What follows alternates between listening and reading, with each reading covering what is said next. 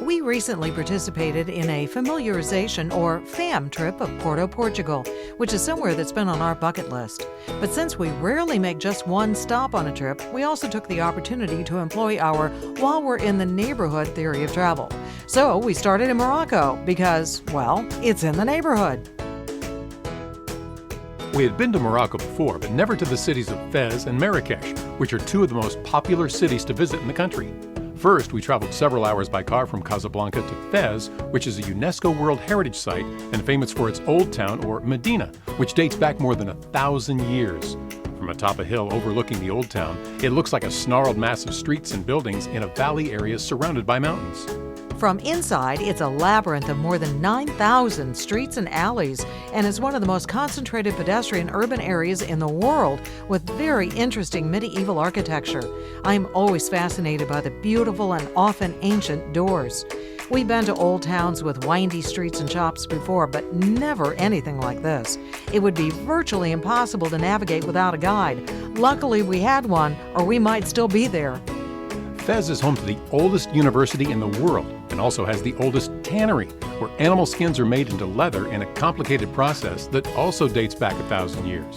The Medina also has beautiful multi-story homes where families lived generations ago. Now they house carpet shops and restaurants. We had lunch in one. The next day, we were off to Marrakesh, where we didn't exactly take the Marrakesh Express. Rather, it was slow-moving camels that we hopped on for a touristy expedition in a desert area outside the city. The Marrakesh Medina is also a UNESCO World Heritage Site and has a different feel from Fez. The walled old town seemed a bit more colorful and less entangled. It too is ancient and has a beautiful mosque and interesting architecture. As you walk through the Medina, you go from one souk or market of like items to another. For instance, there's the leather souk, the lighting souk, and the spice souk, and everywhere there are fascinating people. Then it was off to the main event, a 5-day tour of Portugal and the Douro Valley. Porto is Portugal's second largest city and is built on hills rising up from the Douro River. It is picture postcard perfect, and no wonder it often makes the list of best cities in Europe to visit. Its old city is vibrant and also a UNESCO World Heritage Site.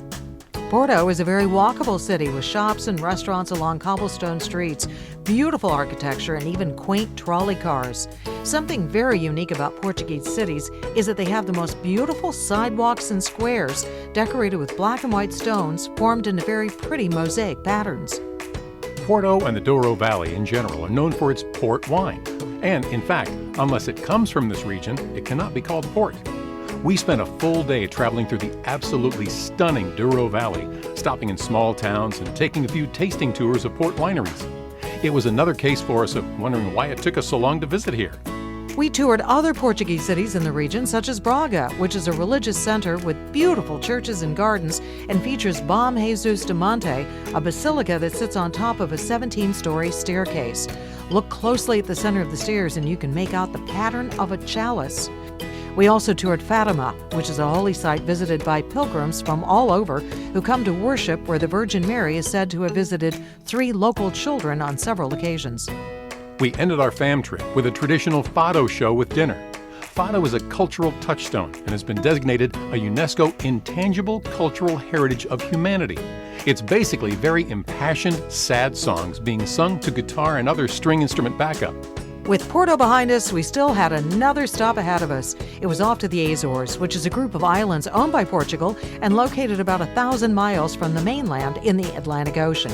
It is often called the Hawaii of the Atlantic, and even though temperatures aren't year-round mild like Hawaii, the Azores are lush, green, and beautiful. We stayed on the main island of San Miguel and rented a car to explore the island for several days and loved our time there. We stayed at a beautiful hotel right on the ocean and ate fresh seafood, hiked in gorgeous national parks, and even spent time alone with 2 peacocks that are allowed to roam free in a park.